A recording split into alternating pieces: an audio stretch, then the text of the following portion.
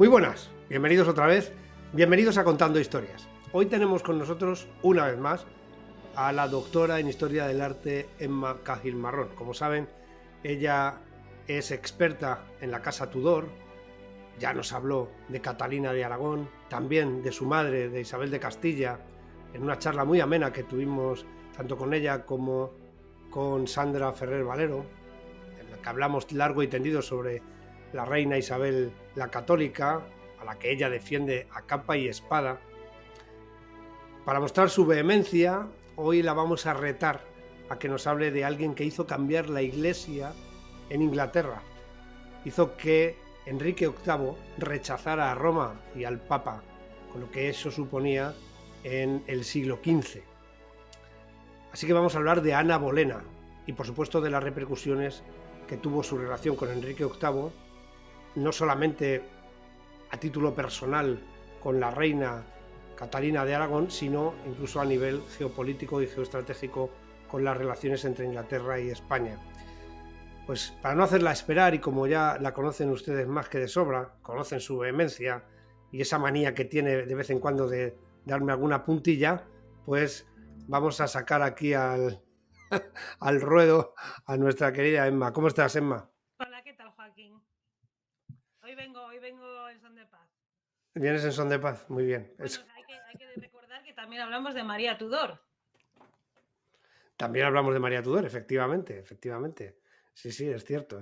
Ya es tu cuarto vídeo, ¿no? Tu cuarta colaboración. Creo que sí. Sí. No, te vamos a empezar a hacer un programa especial para ti, Bueno, un día oye. de la semana en concreto. Bueno, oye. ¿Sigues con Tú eres el el, jefe, tú sabrás. sigues con el proyecto del Prado en femenino, entiendo? Bueno, el proyecto del Prado en femenino, que está liderado por Noelia García Pérez, que fue mi directora de tesis, ella es mi mentora.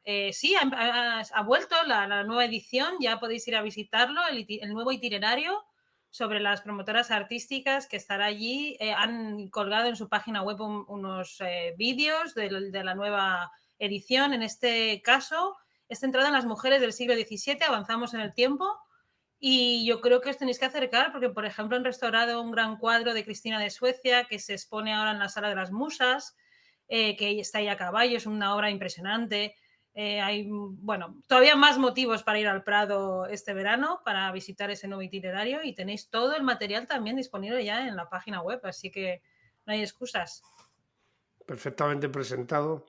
Y también sigues colaborando en el podcast sobre los Tudor, que yo lo he escuchado algunas veces. Hace falta saber inglés, por supuesto, para escucharlo, porque Emma es completamente bilingüe. Como saben, vive en los Estados Unidos y es bilingüe nativa, no bilingüe porque ha aprendido la lengua a posteriori, ¿no? Como en mi caso. Así que vamos a entrar ya en harina y entramos en eficacia directamente para hablar de Ana Bolena, ¿no? Entonces, lo primero que te voy a preguntar es quién es Ana Bolena y cuál es su procedencia. Bueno, a ver, vamos a empezar por lo más importante, ¿no? ¿Cuándo nació? Pues la verdad es que no lo sabemos, porque en el caso de Ana Bolena, al ser una persona que no es de origen real y ser una mujer, no sabemos mucho de su vida antes de realmente entrar en la corte de Enrique VIII y Catalina de Aragón. Entonces, a pesar de que procede de una casa noble, pues concretamente en el caso de las niñas, muchas veces los registros de sus nacimientos y eso no se conservaban. Tenemos que tener en cuenta que hemos hablado de otras mujeres como Isabel de Castilla, Catalina de Aragón o María Tudor, pero estas mujeres son de condición real, entonces son los cronistas los que dejan reflejo de sus nacimientos. En el caso, por ejemplo, de María Tudor como heredera, ¿no? Con lo cual hay un montón de registros del nacimiento y los primeros años de esas mujeres. En el caso de Ana Bolena no se sabe y todavía los historiadores en Inglaterra debaten si nació en 1501 o en 1507. O sea que no sabemos realmente cuándo nació. Sí sabemos que procedía de una familia noble y que su familia, durante algunas generaciones anteriores a ella, había hecho un ascenso social muy importante en el servicio real, sirviendo a los reyes de Inglaterra. Y concretamente en el caso de su padre, Thomas Bolena o Thomas Boleyn, en español traducimos el nombre, pero el nombre familiar es Boleyn, él se convirtió en un consejero de Enrique VIII y en un diplomático.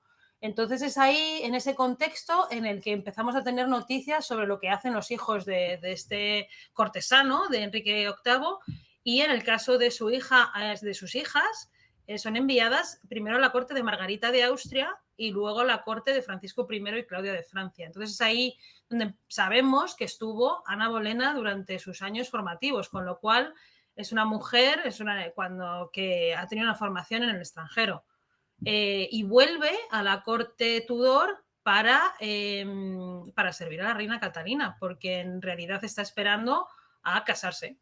Y es aquí, en este contexto, donde su figura aparece de vuelta en la corte Tudor. Se sabe específicamente en 1522, porque hay unas referencias en unos festejos a su presencia en una de las representaciones teatrales, festivas que se hacían en la corte, y ya más concretamente a partir de 1526, cuando es el rey, pues declara que no considera que está casado con la reina Catalina y manifiesta su interés en casarse con Ana Bolena. Y es ahí donde aparece Ana Bolena en escena.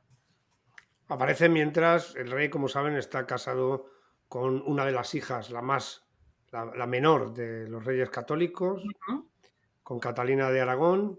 El matrimonio empieza o es un matrimonio feliz, como ya vimos en el vídeo en el que hicimos referencia a Catalina de Aragón, pero es un matrimonio que no da herederos masculinos y por tanto se precisa de ellos para que la descendencia, también ya comentaste la imposibilidad en la mente de Enrique VIII para que una mujer pudiera heredar el trono, como haya sucedido, por ejemplo, en Castilla, ¿no? Yo recuerdo, te voy a sacar lo de las series, las películas a colación, porque muchas veces la información de la historia, sobre todo cuando no es historia de España, donde profundizamos más, la información de la historia, por ejemplo, de Inglaterra, de los Estados Unidos, que nos viene mucho por el cine. Recuerdo una película que es Las Hermanas Bolena, no es una película o una serie. Scarlett Johansson es una de las actrices que participa, como que es una hermana. Natalie Portman es la otra hermana. La otra hermana es Natalie Portman, sí. Y te voy a preguntar, antes de empezar a hablar específicamente de los Bolena o de los Boleyn, como has dicho tú, porque como tú eres historiadora del arte, el otro día, por ejemplo, vinieron aquí a hablar de el libro sobre el olor de la Edad Media, sobre la higiene en la Edad Media, y estuvimos comentando el vestuario de las películas y qué hay de cierto en todo eso.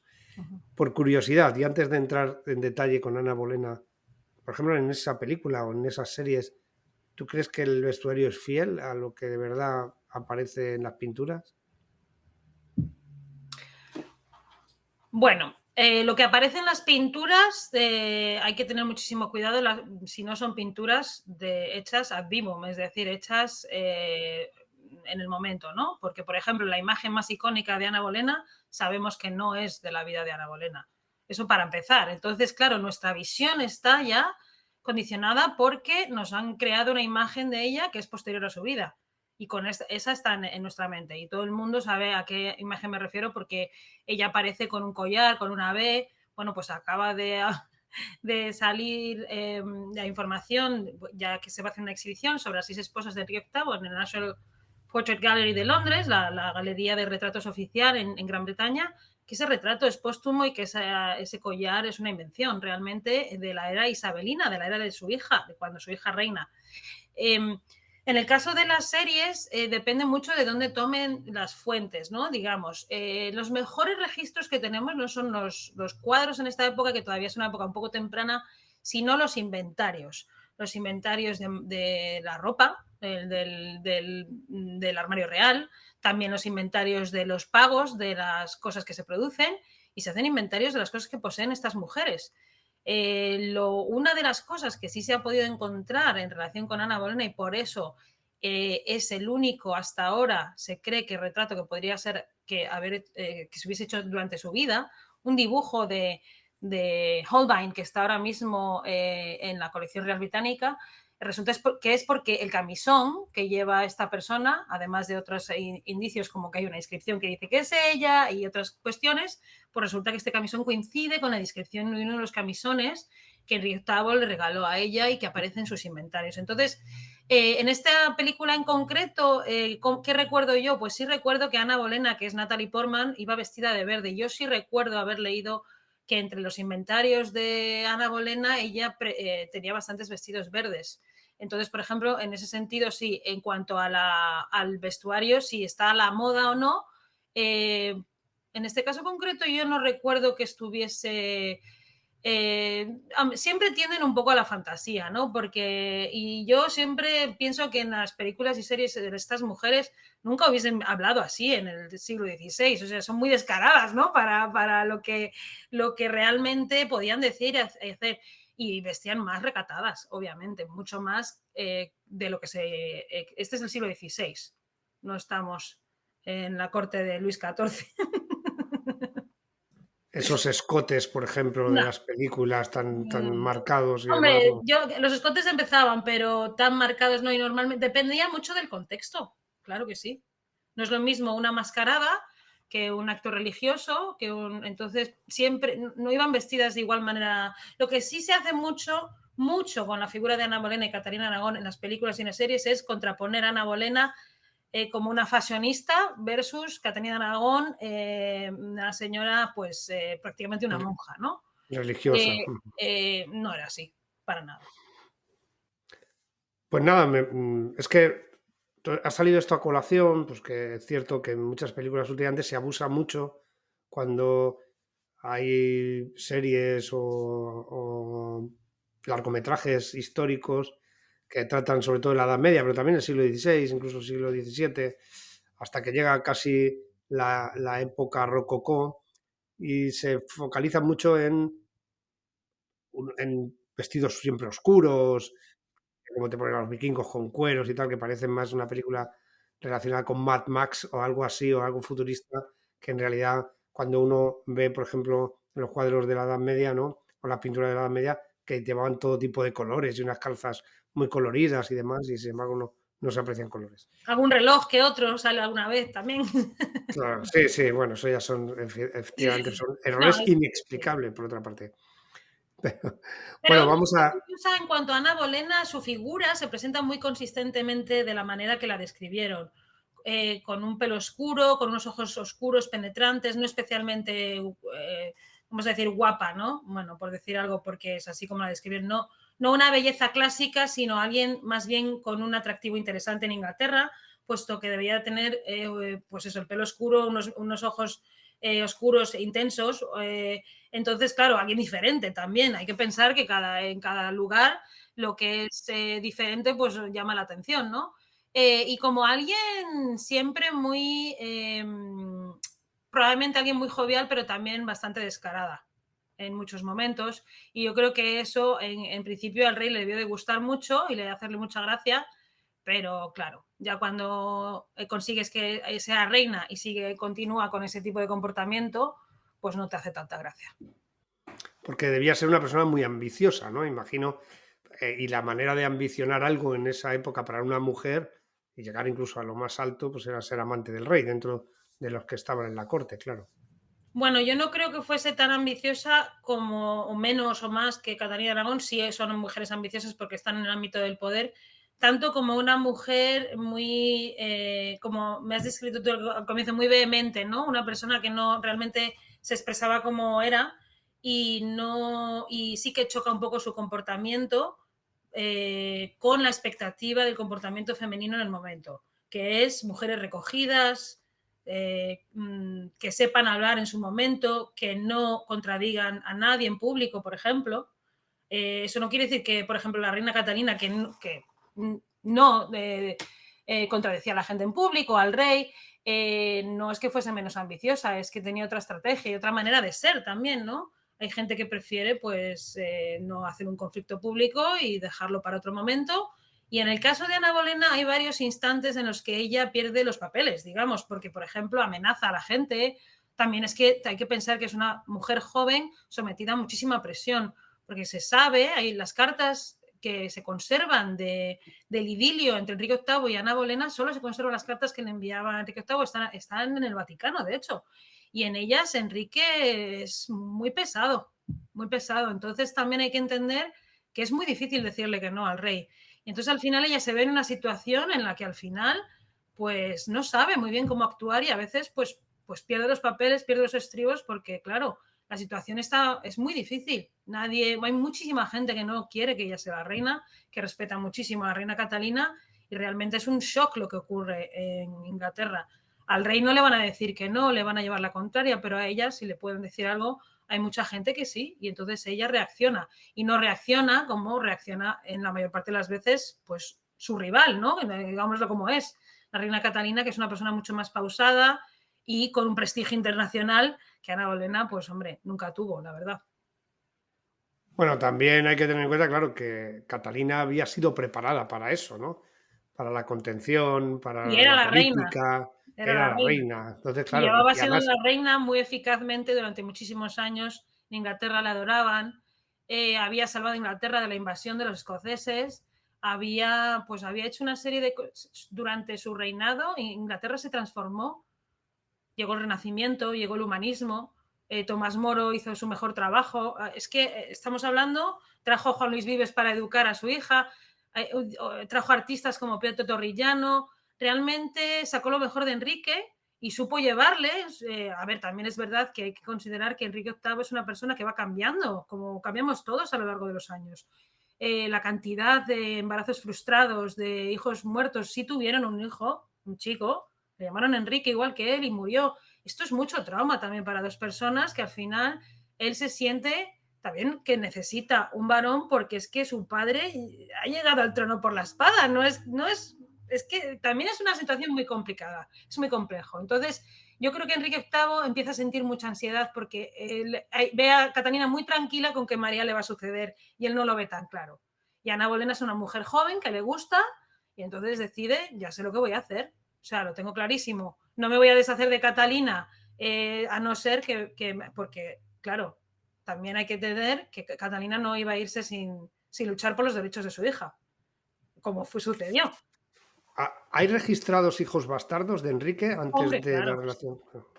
antes de la relación con Lo Ana Bolena? registraba él mismo, les ponía un nombre, y de hecho uno de ellos fue varón, y por eso había mucha tensión con Catalina también, porque él decía, yo puedo tener hijos varones.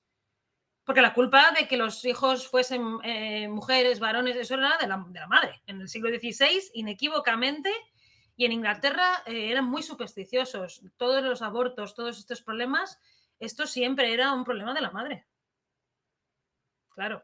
Cuando la medicina moderna apunta que el que tenía probablemente el problema era él, Enrique VIII, no Catalina. Probablemente los dos, porque también es una época en la que si no había ni ginecología, ¿qué vamos a esperar, no? Pero sí, en el fondo, él ve la única manera de hacerlo, pues es realmente decir que nunca ha estado casado con ella. Porque ya ha decidido que se va a casar con Ana Bolena, con la que no tiene una relación, según sus cartas, carnal, pero sí le ha prometido que la tendrá si se casa con él. Ella no acepta. Enrique VIII había tenido una aventura, una infidelidad con la hermana de Ana Bolena. Entonces Ana Bolena dice, no vas a hacer lo mismo que hiciste con mi hermana. En este caso, te tendrás que casar conmigo si quieres que acceda a lo que tú quieres, que es darte un hijo. Un hijo Claro, pero legítimo, claro, un hijo legítimo porque Enrique ya tenía un hijo ilegítimo.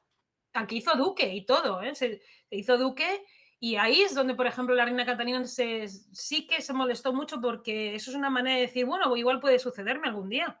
¿Por qué no? Si es un hombre, ¿no? Al final, y es un hijo mío, sé que es mío. cuando llegamos a este momento en el que Enrique decide que no quiere seguir con Catalina, se inicia todo el proceso, que fue un proceso largo, doloroso, Ujú, y decide que también quiere casarse con Ana Bolena. ujú. Tú además has mencionado que el pueblo inglés apoyaba mucho a Catalina, ¿no? Era muy popular Todo el entre... mundo apoyaba a Catalina, menos el rey. O sea, que Claro, es el más importante de todos. Bueno, pero el el rey, rey y una serie de consejeros, ahí como está, ahí Wolsey. es donde queríamos llegar, porque el rey, lógicamente, se tiene que rodear para poder vencer en esa dicotomía totalmente antinatura. Ujú, Antinatura siempre con las gafas del siglo XVI ujú, y del siglo XVII, por supuesto, o sea, perdón, del siglo XVI. O sea, el hecho de que el Papa de Roma necesita darte una bula papal para que te pueda volver a casar. ujú, Y no es una situación, no es una bula tipo como la de los reyes católicos, estamos hablando de algo mucho más serio, ¿no? ujú, Has estado casado durante muchos años, teniendo hijos ujú, con la reina y ahora dices que quieres la nulidad de ese matrimonio, ujú, algo que era una razón de Estado, no solamente para Inglaterra, sino también que me imagino desde España, porque ya podemos hablar de España en ujú. este momento, ¿se ejercía presión para que el matrimonio perdurara? Hombre, desde luego, desde luego, desde luego. Se hizo una campaña, toda una campaña. El monarca es Carlos V, que es el emperador del Sacro Imperio Romano Germánico, que también es rey el cabeza de la monarquía hispánica. Y en el momento en el que se conoce esto, él no está en España. Ya sabemos que Carlos V era el monarca español que más viajó y estaba como su mujer estaba en Castilla gestionando su gobierno y fue ella quien recibió la orden de su marido de reunir todas las evidencias que se pudieran para defender el caso de Catalina en Roma, porque claro, al haber pedido una nulidad matrimonial, Enrique VIII, esto se tiene que llevar al Vaticano, esto no es al tribunal eclesiástico, porque es un tema de religioso, no es un tema político, ¿no? Entonces, la gobernadora, que es Isabel de Portugal, reúne, pues, desde la bula que se emitió para que se pudieran casar, también reunió los testimonios de las personas que habían servido a Catalina en la boda con Arturo, porque podemos hablar de por qué Enrique VIII pensaba o que consideraba que no estaba casado con Catalina y era porque ella había estado casada antes con su hermano Arturo. Y esas personas que habían servido a Catalina durante esos meses que ella estuvo casada con Arturo, también declararon a favor de Catalina. Ella lo que declaró fue que a pesar de que se casó con Arturo, el matrimonio nunca se consumó. Entonces, por eso fue aceptado en el momento que Arturo murió y fue algo que todo el mundo aceptó y que el nuevo matrimonio que se hizo con Enrique VIII se hizo con esa premisa. Cuando Enrique VIII ascendió al trono y se casó con Catalina, ella desfiló como virgen antes de casarse con él. Se casó con él, fue coronada como con él en el 24 de junio de 1509. Entonces, todo eso había sido ungida con el óleo sagrado como reina de Inglaterra. Es que también estamos aquí entre un conflicto, digamos, también en Inglaterra, en la monarquía, al haber una coronación que supuestamente tiene un origen sagrado, también el ungimiento con el óleo sagrado es una manera de mostrar que has sido elegido por Dios para ser reina de Inglaterra, aunque tú seas la consorte, aunque no seas, todos estos ritos son pasos de Catalina y luego el rey aduce que es que no han tenido hijos y tienen una hija, que es María Tudor, que es una niña excepcional, muy inteligente, que habla español, que habla latín, que está aprendiendo griego con Juan Luis Vives, que toca todo tipo de instrumentos, que cuando llegan los embajadores con 3 años les da un concierto y les hablan francés, pero es una niña. ¿Tú crees? Porque claro, estamos hablando del tema político, que es el tema de mayor peso aquí, fuera de los sentimientos, ¿no? Pero claro, siempre nos tratan de dibujar a un Enrique VIII rendido al amor de Ana Bolena, ¿no? Ese punto de romanticismo que probablemente viene más del siglo XIX que del propio siglo XVI, de rendido completamente a los encantos de esta mujer que además, como es una mujer, y siempre en estas revisiones hay un gran componente, vamos a decir, machista, ¿no? En el siglo XIX, cuando se trata de reflejar un poco aquella Eva con la manzana y todo este tema, ¿no? ¿Qué puede haber de cierto en eso? ¿O qué realmente, o tú crees que realmente la única razón era meramente política? Enrique VIII hizo esto mismo que dices tú con Catalina de Aragón durante sus primeros años casados. Él era así. Él era uno de estos hombres que pues, se enamora muy rápidamente, te promete todo y luego pues también se cansa rápidamente, sobre todo si no eres alguien que le aporte lo que él... Cuando Enrique VIII se casa con Catalina de Aragón tiene 17 años, cuando llega Ana Bolena en escena ya tiene 30 y tantos, claro, es una persona muy distinta. Entonces, pero aún así sí vuelve a tener estas cartas de amor, realmente son los que se guardan en el Vaticano, son realmente el testimonio de que era un poco pesado. Era un poco pesado y sí que le escribió muchas cartas y muchas cartas pidiéndole que le aclarase de qué eran, qué somos, ¿no? Porque ella le debía dar calabazas cada 2 por 3, pero claro, hay que entender también la situación de ella, ¿no? Es muy complicado. Ahora tanto como para traicionar a la mujer que está sirviendo, no me parece, pero bueno, la presión del rey y Enrique VIII era muy pesado, mucho. También debería jugar un papel importante la En propia todos los familia. sentidos, ¿no? Era muy pesado. Ya, ya, bueno, En no lo esta había época ya era cogido. muy pesado en todos los sentidos. Porque la gordura o la obesidad de Enrique VIII Sí. ya le viene con esta edad. Claro, Las primeras retratos en miniatura, que realmente son los primeros retratos renacentistas que existen en Inglaterra, que se hacen, dicen que él está en su tiene 35 años, ya se le ve con una cara sustancial. de pan gallego. Y luego se deja la barba, claro, porque para disimular, ¿no? Muy rápidamente ya se deja esa barba y ya cuando le pinta Holbein, es el año después, más o menos, que muere Catalina. Está en el proceso. Está haciendo la transición. Así, los 35 años, una buena edad para un hombre, hacer la transición a lo siguiente. Pues estamos en ese momento entonces en el que Enrique decide que se va a divorciar, el gran escándalo, el Papa de Roma niega la bula papal y claro, él se tiene que rodear de quien apoye su postura Claro. y a quién se le ocurre eso de romper con Roma y de crear la propia iglesia anglicana. Pues la persona que orquesta todo esto realmente es el cardenal Wolsey, ¿no? Thomas Wolsey, que es en Inglaterra siempre describen como el hijo del carnicero que llegó bueno, casi a papa, quería ser papa, de hecho. Muy ambicioso, una persona que llega desde, pues eso, el hijo de un carnicero, ¿no? De Ipswich. Pues nada, ambicioso, ¿qué tenía que perder? Nada, entonces tenía todo que ganar y era una persona que siempre estuvo a favor de cambiar la alianza principal que tenía Inglaterra. Y aquí es donde llega el enfrentamiento entre la corte o la alianza española y la alianza pro-francesa que representa Thomas Wolsey y también Ana Bolena. En este sentido, realmente es una transición, un momento de cambio en el reinado de Enrique VIII. Yo siempre he visto muy claras 2 fases en el reinado de Enrique VIII. Está la fase de continuidad con la línea de su padre exterior, ¿no? Cuando él continúa su alianza con la monarquía hispánica y llama al rey Fernando, su padre, y luego llama a Carlos V, su sobrino, y está encantado con ellos, hasta que él se da cuenta que la reina Catalina no le va a dar un varón, ¿no? Hacia finales hacia 1500, en 1519 ya tiene su último embarazo, y a partir de ahí se hace muy amigo, se quiere hacer muy amigo de Francisco I de Francia. Y es Wolsey realmente el que le está ayudando con esto. Entonces, en el momento que Enrique VIII decide anular su matrimonio con Catalina, a Francisco I, que es el mayor rival que tiene la reina Catalina en toda Europa, le parece una idea fantástica. De hecho, él dice, no me extraña porque es una vieja deforme y que la deje de lado. Lo que tiene que hacer el rey de Inglaterra, que todavía es un hombre joven, es tener un hijo como yo, que soy el rey más guay de toda Europa, porque esto es antes de Pavía, claro, obviamente.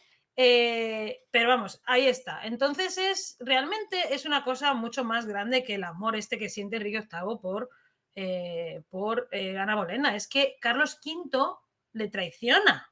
Vamos a decir las cosas como son. Él se había prometido con su prima María Tudor y le traiciona y se casa con Isabel de Portugal. Y ahí es cuando Enrique VIII dice, se acabó. A mí estos españoles me dan todo el rato largas y luego me la lían, me voy a ir con Francisco, que es mucho mejor tío. Pero claro, Francisco también se la liaba a todo el mundo.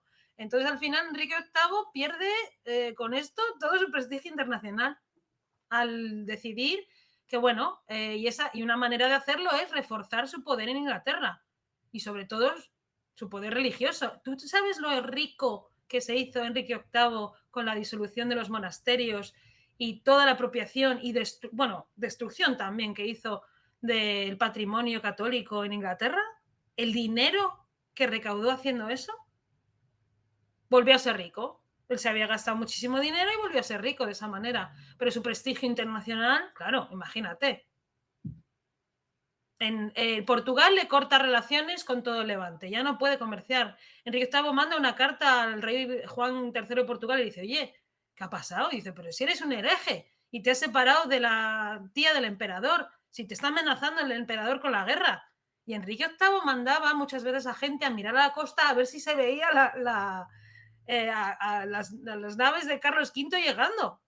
Y una de las principales razones para las que Carlos V no invade es porque su tía dice, no, por favor, eso sería horrible para los ingleses, que son mis súbditos. Tú no puedes hacerle eso a mis súbditos.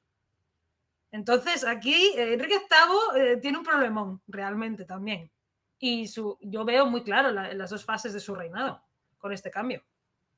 Cambio político, cambio religioso, rompe con Roma, rompe, como tú has dicho, con casi todas las monarquías católicas, porque eso evidentemente es un rechazo muy importante. Eso estamos hablando casi de salirse de lo que hoy sería la ONU o algo así, o sea, algo muy, muy grave, porque el peso de la religión, lógicamente, con las gafas de la historia, era tremendo, más aún Era lo más cuando importante, sí. era lo más importante, más aún cuando ya se está empezando a discernir en Europa estos conflictos que hay sobre todo en Alemania, con muchos príncipes alemanes que se han convertido que son protestantes ahora mismo. Y llega Ana Bolena por fin, bueno, se produce, ya lo hablamos además en el episodio de Catalina de Aragón, el famoso juicio, Catalina se defiende, además todavía ensalza más su figura, ¿no? Y yo creo que la acrecenta porque se da un baño de dignidad, ¿no? Que es imposible de rebatir por parte de Enrique, pero expresa, lógicamente, y víctima de toda esa confabulación que hay, no ya contra ella, sino sobre todo, bueno, sí, contra ellos, realmente, porque realmente ella representa a España, Ella es la embajadora. Ella es la embajadora, ella representa al emperador y representa al poder hegemónico en Europa en este momento, no en Europa, en el mundo, ¿no? Quitando la parte de Asia que en ese momento era muy desconocida. Luego llegamos ahí a ese momento y al final, bueno, pues Catalina es apartada, no es, fíjate luego lo que pasa con el resto de las esposas y sin embargo respetan la vida de Catalina, ¿no? Bueno. ¿Tú crees ¿Sí? que la envenenaron? ¿Sí? Yo sí, creo que la envenenaron, sí, sí. Sí creo que la envenenaron porque así lo dijo su médico español, un poco por lo bajini. Y sí, a ver, ella durante el último año de su vida estuvo preparándose su propia comida porque no se fiaba un pelo. De hecho, le disolvieron su casa y lo que realmente tenía eran carceleros. Gente muy, muy hostil. A su hija María, le daban palizas para llevarle de un sitio a otro. Cada vez los sitios donde le llevaban eran más lúgubres, más insalubres. Ella misma protesta por esto. Cuando le van a enviar a un sitio dice, pues mándame ya a la tumba, porque el testimonio más claro de que ella piensa que va a morir por esto, no por causas naturales, sino por esto, es cuando le manda una carta a María Tudor, a su hija, y le dice, Dios nos ha llamado a ser mártires, toma este camino con gozo, porque en el fondo es lo que hay, ¿no? Es lo que hay, es lo que va a pasar y no podemos cambiar lo que nos están haciendo y no podemos cambiar nuestra posición porque sobre todo, tenemos que pensar en nuestra vida eterna. Y siempre, siempre, lo último que le recuerda a ella, a Enrique VIII, es salva tu alma, salva tu alma. Ella no está preocupada ya si por Inglaterra, está preocupada por la vida eterna. Es que no entendemos muchas veces que esta es una época tan confesional que esta gente, su salvación era su conciencia y su salvación y era lo más importante. Pero ella usa la palabra mártir y le están usando la palabra mártir en toda Europa. De hecho, el embajador el embajador español que está en Roma, dice que sus cartas se consideran reliquias ya en Roma. Oh, Es que han cortado la cabeza a Tomás Moro. sí, claro, ese es un punto creo que fundamental y que además no habíamos comentado todavía, Es que pero están descuartizando a personas, a católicos, a los representantes, al profesor de latín de María Tudor, le descuartizaron. Tomás Moro, que es una persona que influyó totalmente también en la vida de Enrique VIII, ¿no? Antes de todo Totalmente, esto. y la gente dice, es que se negó a aceptar que fuera el jefe del ¿no? el acta de supremacía, ya, y que disolviera su matrimonio con Catalina de Aragón. Lo que tenemos que entender es que en la fe católica del siglo XVI, como en la del siglo XXI, en la base de todo está la familia, y el matrimonio es sagrado. En 1526, Erasmo de Róterdam escribe un libro sobre el matrimonio que le pide Catalina de Aragón que escriba, y se lo dedica a ella para que se moje. Este es el poder y la influencia que Erasmo de Róterdam, que es un reformista dentro de la Iglesia Católica, cuando dicen, es que era una antigua, de antigua no tenía nada. Ella comisionó obras contra Lutero, cuando tenía un problema, como era una intelectual, ella recurría a lo que conocía, que era, bueno, pues vamos a preguntar a los que saben. Ella estuvo luchando por varios frentes, mandó a Erasmo de Róterdam a escribir ese libro. Juan Luis Vives también se puso a su favor, pero claro, al final le arrestaron y le metieron el miedo y le interrogaron y al final se tuvo que marchar a Brujas. Desde Brujas escribió Los deberes del marido, que es como una segunda parte de la educación de la mujer cristiana, donde alaba a Catalina de Aragón y dice que algún día será, que prácticamente vivirán los altares por esto que le están haciendo, porque ella realmente se convierte en un símbolo, ¿no?, del estoicismo de una mujer que lo hizo en este sentido todo bien. Ella no, todo lo que hizo a favor de su matrimonio es lo que realmente tuvo de poder, de que la gente decía, es que la que tiene razón es ella. Y cuando alguien tiene razón así, pues es muy difícil quitárselo aunque seas el rey de Inglaterra. ¿No crees? Totalmente. Claro, es que ese es Llegaban, el tema. A ver, ¿tú quién crees que tenía razón, Joaquín? Mójate. bueno, es muy difícil mojarse. Ya sabes que yo me mojo un poco y más en esta época. Bueno, está claro que al final uno tiende a mostrar cierta simpatía porque la víctima de todo al final, la víctima propiciatoria y quien de verdad paga los platos rotos de toda esta situación es Catalina, que además se queda sola y es A su veces, hija también, ¿no? Y sí, a veces se siente abrumada y en ocasiones se enfada y a pesar de que sea una persona siempre, los embajadores le describían como una persona que siempre tenía una sonrisa, también a veces pierde los estribos. Una de las veces llegan con un documento en el que le llaman por su nuevo título, que es princesa viuda, y ella coge, manda a traer su pluma y empieza a borrar todo donde pone princesa viuda y escribe reina. Ella escribe claro, su última carta, escribe como reina. Realmente lo que tenemos que entender es que cuando ella pierde los estribos dice que aceptar la disolución de su matrimonio, cuando ella tiene una hija, ya ha tenido una vida familiar y conyugal con Enrique VIII, es aceptar que había sido, y usa la palabra prostituta durante 24 años. Y claro, es aceptar que su hija es una bastarda. Es que esto es inaceptable para la hija de Isabel la Católica. ¿Cómo va a aceptar esto? sí, sí, Y ella lo totalmente. que hace es una estrategia muy inteligente, que es mostrarse como una extranjera indefensa en un reino. Cuando empieza el juicio, ella llega y en vez de que la representen sus representantes, habla a ella y se tira a los pies del rey y le dice, tú sabes que llegué virgen a ti, entonces, ¿por qué estamos aquí? ¿Por qué haces esto? Y delante de todo el mundo le saca los colores. Y él no tiene otro remedio que retirarse porque le está dando una vergüenza que no puede más. Es que es vergonzoso. Es realmente, lo que pasó fue realmente vergonzoso. Y nadie dudaba de que ella estaba diciendo la verdad. Nadie. Salvo él, claro, porque le convenía. Claro, y en esta situación, ¿no? Pues llega la usurpadora Ujú, para la mayoría de la población en ujú. Inglaterra en ese momento. Para Catalina, desde Deja, luego. claro, pero me refiero que también pues, Catalina era muy apoyada, todo el mundo entiende que aquello era una injusticia. Ujú, Ana Bolena era una usurpadora, ¿no? ujú, Había llegado al trono con malas artes y ujú. no tenía, digamos, a todo el mundo a su favor. No. Y empieza la relación con Enrique, se casan Ujú. tienen una hija.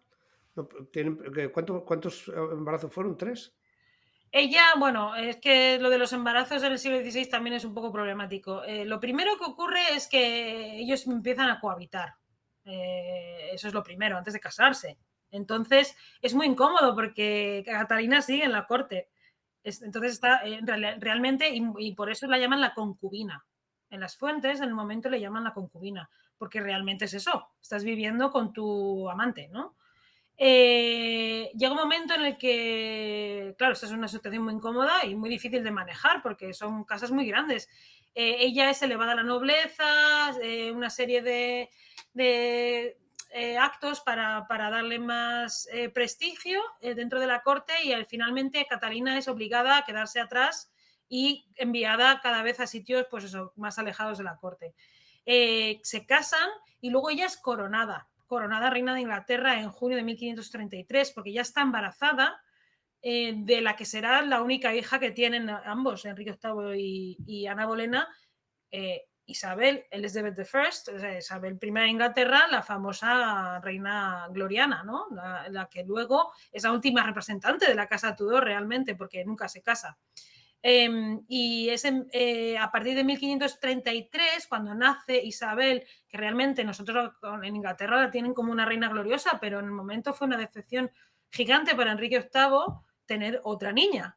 Ella se vuelve a quedar embarazada, pero ya tienen muchísimos problemas entre ellos. Y realmente es que a Ana Bolena le cortan la cabeza 5 meses después de que muere Catalina de Aragón.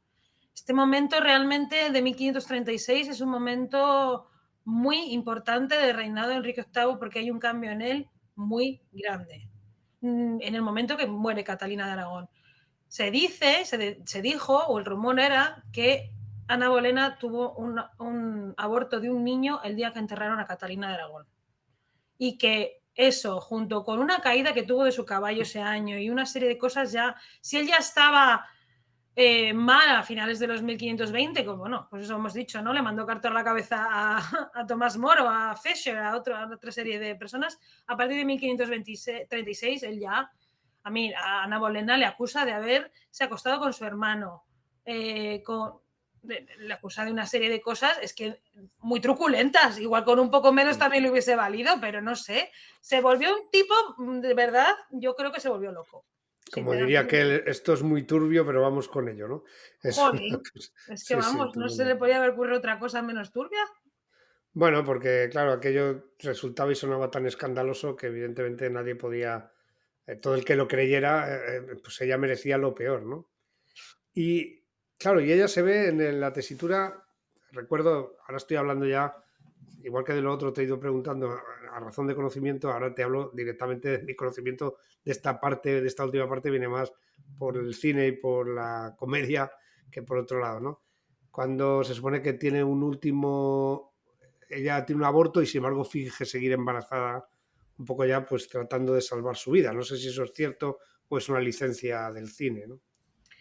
Hemos hablado que en el siglo XVI la ginecología es muy complicada, entonces esto lo sabemos por muchas veces rumores, porque las mujeres en Inglaterra, sobre todo las mujeres de la realeza, antes de dar a luz, bastante tiempo antes, se meten en confinamiento. De hecho, el rey no tiene ningún acceso a ella ni nada, y están en un entorno femenino, es una habitación que se prepara, es un proceso, una ceremonia muy compleja, ¿no?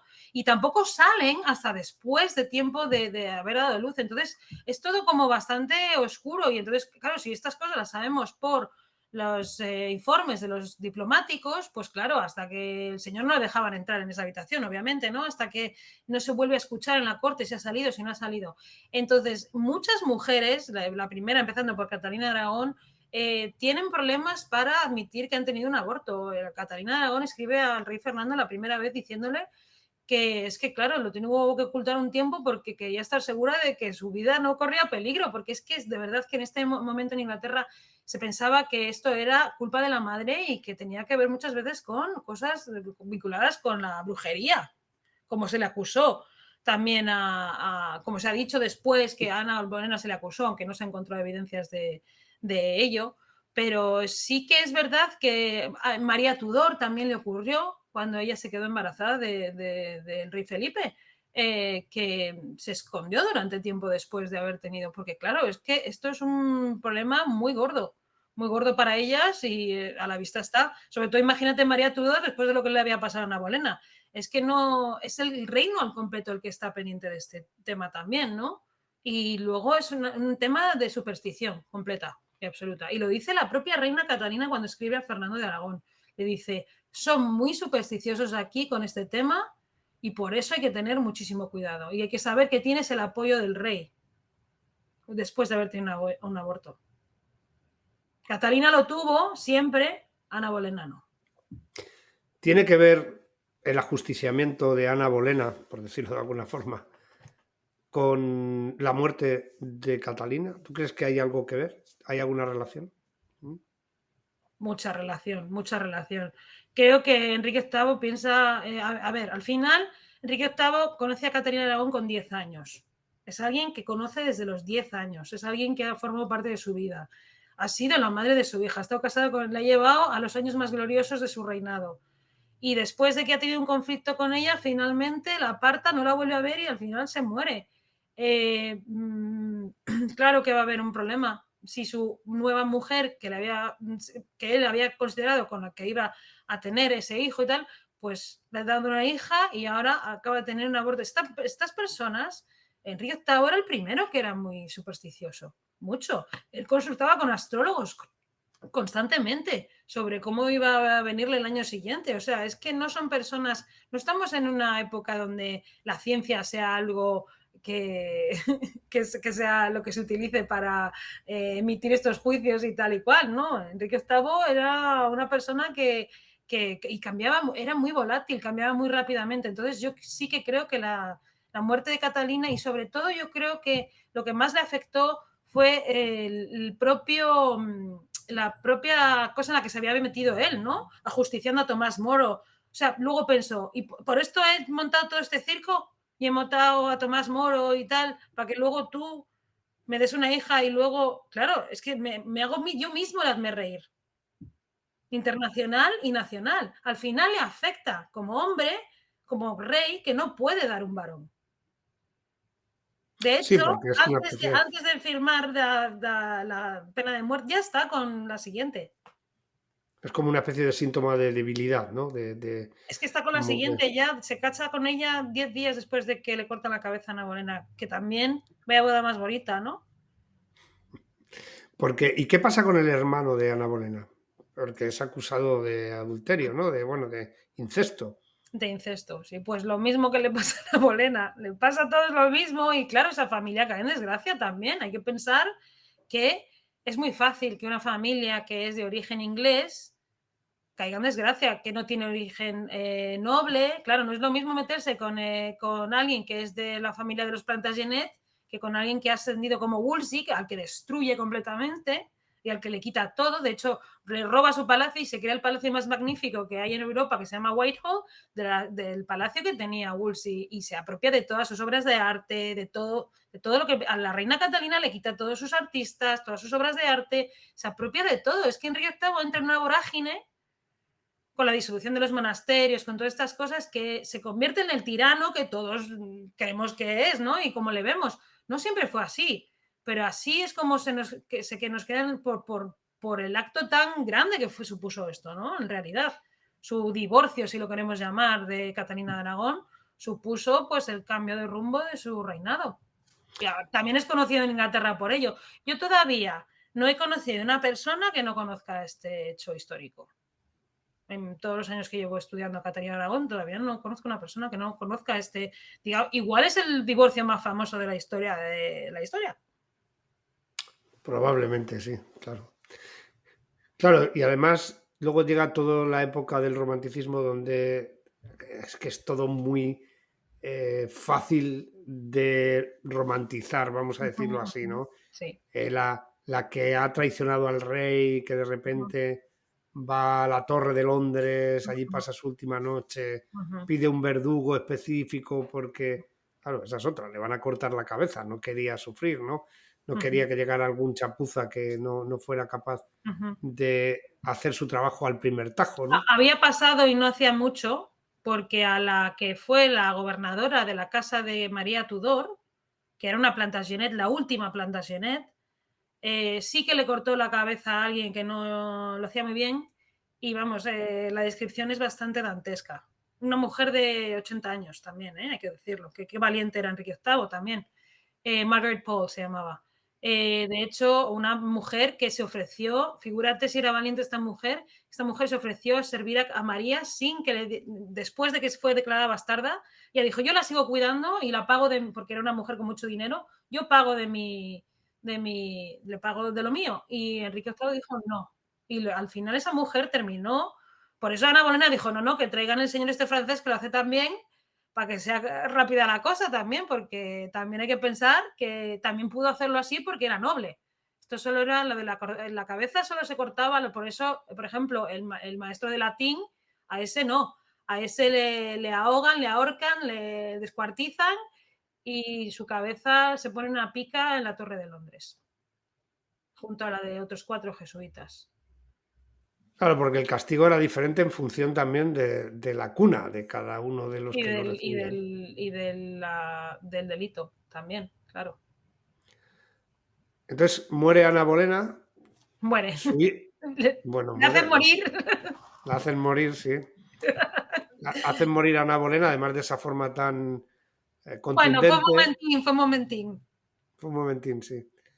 Y además yo recuerdo, además lo recuerdo en varios tanto en los episodios de los Tudor como posteriormente en la película que tú has mencionado, con Natalie Portman, como se recurre mucho a esa noche, al tiempo de espera, cómo la peinan, etcétera, etcétera. Todo ese ritual, claro, me imagino romantizado, evidentemente, de la espera, de que ella mantuvo la serenidad, ¿no?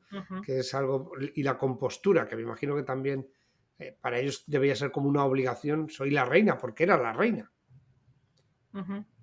Oficialmente en Inglaterra era la reina de Inglaterra, ¿no? Claro.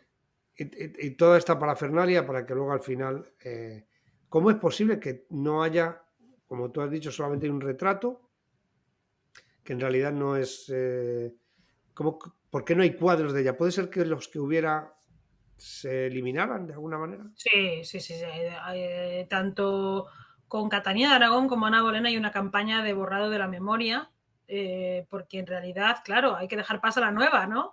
Entonces se quitan sus armas, se quitan sus símbolos. Estamos en una época en la que hay muchos símbolos. Su símbolo era el halcón. Entonces, lo mismo que antes se habían quitado granadas, que era el símbolo de la reina Catalina de Aragón, y se había quitado su lema y sus escudos de muchos lugares, de casi todos los lugares visibles en la corte.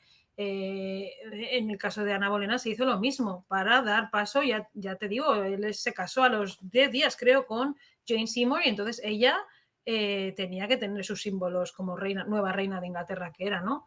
Entonces, claro, también el haber cometido alta traición, al haber sido infiel al rey y al haber cometido estos actos tan indecentes como el rey decía, pues también había perdido su condición de realmente.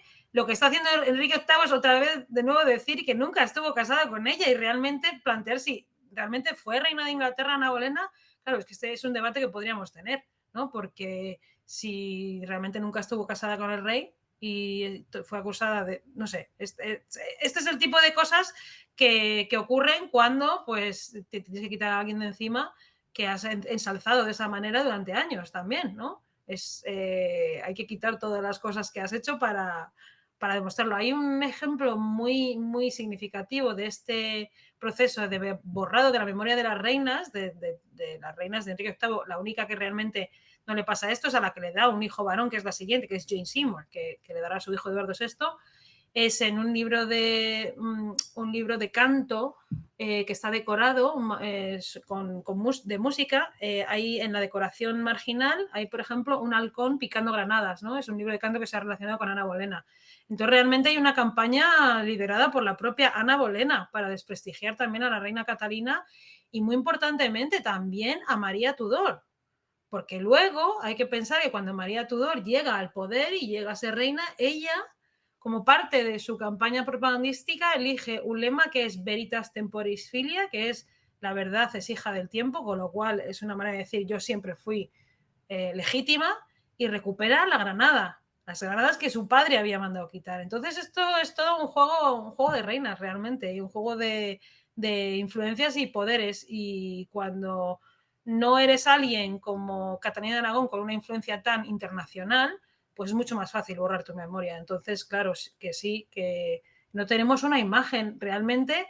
Este dibujo de Holbein, un dibujo preparatorio de Holbein que se conserva en la colección real británica, es ahora la única imagen que creemos que tenemos de Ana Bolena durante su vida. También esto tiene que ver con la diferencia en su promoción artística. La reina Ana Bolena no se puede comparar con la reina Catalina de Aragón, que tuvo un recorrido mucho más largo y un interés mucho, mucho más activo por reclutar mujeres artistas, artistas procedentes de Italia para Pietro Torrigliano, para esculpir, es que estamos hablando de mujeres completamente distintas, no se pueden comparar. Bueno, además, evidentemente, como tú has dicho, la memoria prácticamente fue borrada, ha sido recuperada luego a posteriori por todo ese misterio de las esposas de Enrique VIII, todo lo que tiene que ver con el Misterio, cine yo creo que no también. te parece que es como muy de salsa rosa, porque es que en Sí, realidad cuando cuando digo está misterio, salsa rosa a la efectivamente, gente le gusta, yo lo entiendo, a mí también me gusta, efectivamente. pero Hay es salseo, hay salseo, es salseo. cotilleo, sí, sí. Es- ya hemos visto el tema internacional, toda la deriva que tiene esto. Además, la tercera esposa es la que consigue hacer que Enrique VIII vuelva, digamos, a recoger a sus hijas, ¿no? Después de tener el heredero. No Y allí recoger, no recoger, aceptar otra vez y poner en la sucesión. Esto no es cosa menor, es una y cosa ahí muy es donde importante. está el famoso cuadro este donde aparecen las dos hijas a los lados y el heredero, el pequeño Eduardo, debajo del rey, ¿no? Y su hija María Tudor, que ya tiene 28 años, ya es una mujer, no es ninguna niña, encarga un retrato de sí misma diciendo, mirad, soy la hija del rey y cuidadito porque estoy en la sucesión otra vez, porque en ese mismo año que él vuelve a aceptar a María, María realmente se convierte en alguien muy importante para Enrique VIII en los últimos años de su vida. Ella es la que realmente le presenta a su última mujer, a la que le cuida, la última esposa le cuida, y realmente es ella la que se encarga de volver a traer artistas, volver a traer, esto es algo que se sabe ahora, porque claro, la imagen de María Tudor ha sido tan denostada que solo ahora con mucho trabajo de investigación, normalmente de gente que no está en Inglaterra tan inmersa en perpetuar la imagen de Bloody Mary, la verdad, de María la Sanguinaria, sino de enfocar el estudio de María desde otra perspectiva, ahora nos estamos dando cuenta de que realmente es una mujer súper importante, la última fase del reinado de Enrique VIII para la preparación para el reinado de su hijo Eduardo VI. Por ejemplo, en su palacio de Whitehall, ella recibe él le construye un palacio a ella allí, donde ella seguramente puso ese cuadro donde dice, soy la hija del rey y aquí estoy. Y de hecho, lo que sucedió fue pues que le terminó sucediendo. Es que es la maravilla de Enrique VIII, es que tiene todas estas partes de su vida donde las mujeres siempre al final le sobrepasaron, porque su dinastía terminó con dos mujeres, sus hijas. Es que es poético, se lo Sí, merece. es una especie de una venganza de género, ¿no? Sí, muy bien, Joaquín, me encanta. Igual es venganza de género, me encanta, me encanta. Bueno, vamos a hablar ahora ya, porque lógicamente creo que hemos tratado el tema con bastante, bueno, con la profundidad que se puede tratar en una hora, ¿no? Pero que además ha quedado bastante claro. ¿Qué le pasa a los ingleses que copian los trabajos de investigación de los demás? Eh, Buah, vaya bomba me acabas de tirar, ¿no, Joaquín? No, no. Hay un problema muy, muy grande en la historiografía Tudor y es, hay gente que considera que está descubriendo el fuego cuando el fuego al otro lado ya ha quemado todo el bosque. O sea, quiero decir, si tú no publicas en inglés, ellos no lo van a citar, utilizar en muchas ocasiones. Entonces consideran que hay cosas que están descubriendo que llevamos ya un ratito descubriendo otros o habiendo escrito sobre ellas, ¿no? Entonces, en el tema de Catalina Aragón, esto a mí me ocurre mucho, ¿no? De leer cosas que yo publiqué hace años, ahora siendo presentadas como cosas nuevas. Entonces, bastante, pero claro, luego me doy cuenta que es que tú vas a sus bibliografías y es que no hay ni una sola obra escrita en otro idioma. Ya no muchas veces te digo en español. Ya, sí, Que, sí, sí. que para ser un idioma dentro de la investigación sobre Catalina de Aragón me parece que es un idioma bastante relevante, ¿no? Porque cuando tú vas a hacer un estudio sobre Francisco I de Francia, algún libro en francés te tendrás que leer, digo yo, ¿no? Digo yo. Pero cuando estos trabajos no los incluyen y luego están presentando cosas como nuevas o como descubrimientos que tú llevas investigando muchísimos años, pues hombre, gustar, lo que se dice gustar no gusta. Y luego también cuando tienes un discurso que realmente dinamita un poco la construcción de esta idea de que Ana Bolena es una gran revolucionaria, que es una persona que fue capaz de cambiarlo todo, que es la moderna, ¿no? Ella es la moderna y Catalina Aragón es la antigua, pues cuando tú vienes con un discurso diferente, donde contrastado con los datos históricos, porque que eso ahí es impepinable, pues hombre, gustar tampoco gusta. Entonces, a veces también te apartan un poco, ¿no? O no quieren escuchar lo que tienes que decir. Pero bueno, no pasa nada porque para eso están canales como el tuyo y preguntas como la tuya cargadas y yo no tengo ya sabes que yo soy bastante, no tengo problemas para contestar las cosas, creo que estamos haciendo ya tanto ruido desde España que ya no va a ser inevitable. Entonces, hay muchos investigadores jóvenes haciendo trabajo también.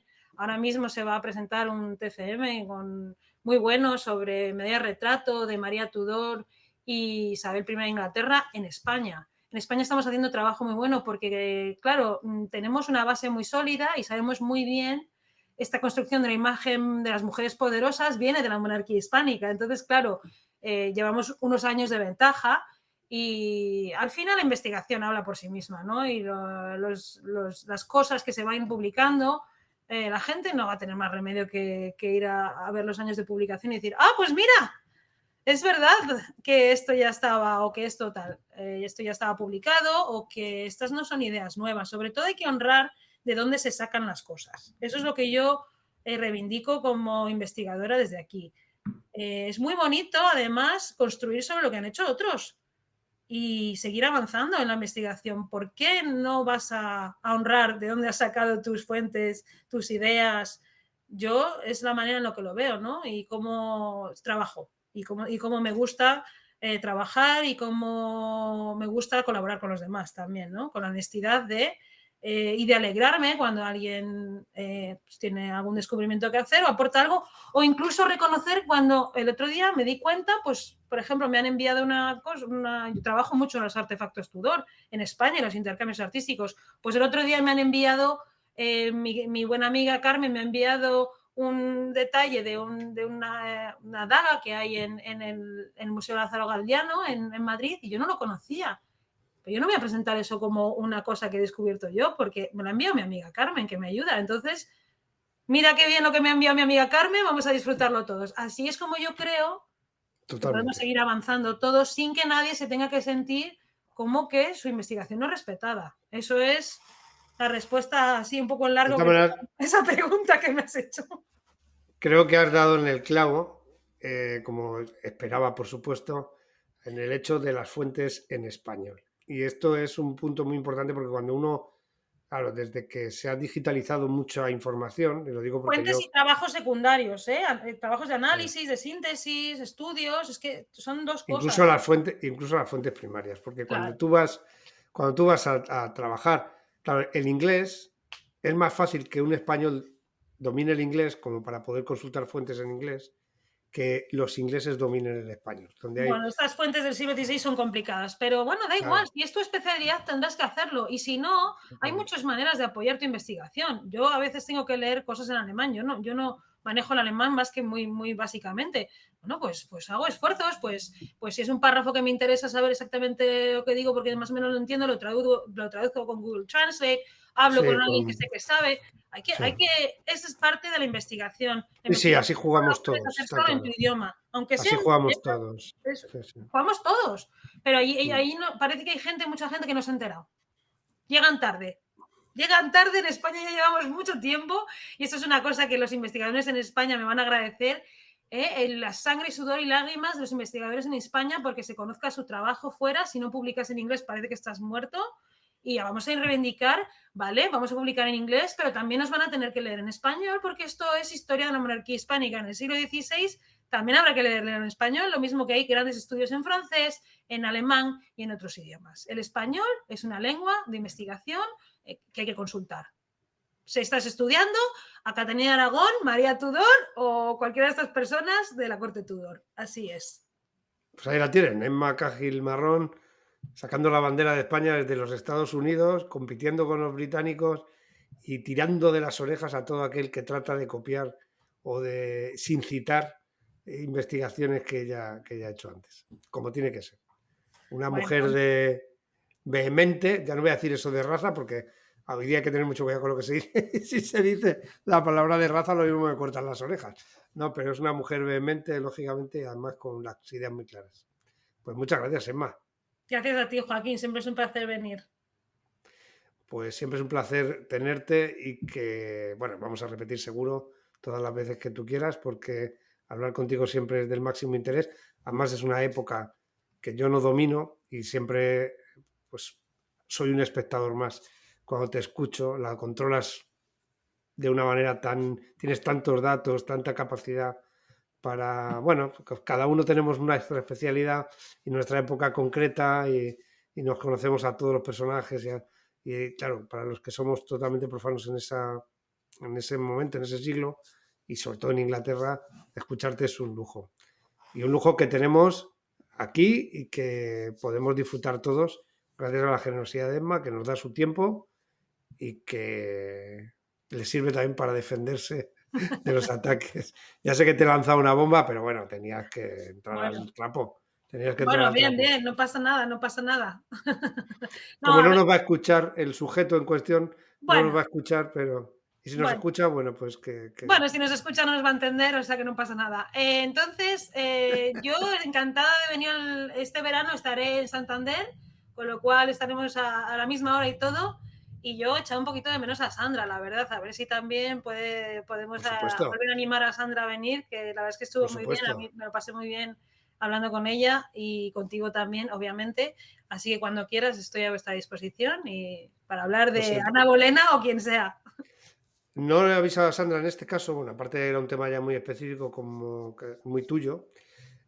Sabes que está liada ahora con la Casa del Libro, bueno, perdón, estaba ahora con la Feria del Libro, hasta en Madrid, Hombre, está viajando. normal, le mandamos un beso desde aquí, seguro que estará allí, que tiene la mano que no puede firmar más, pero bueno, pero para próxima.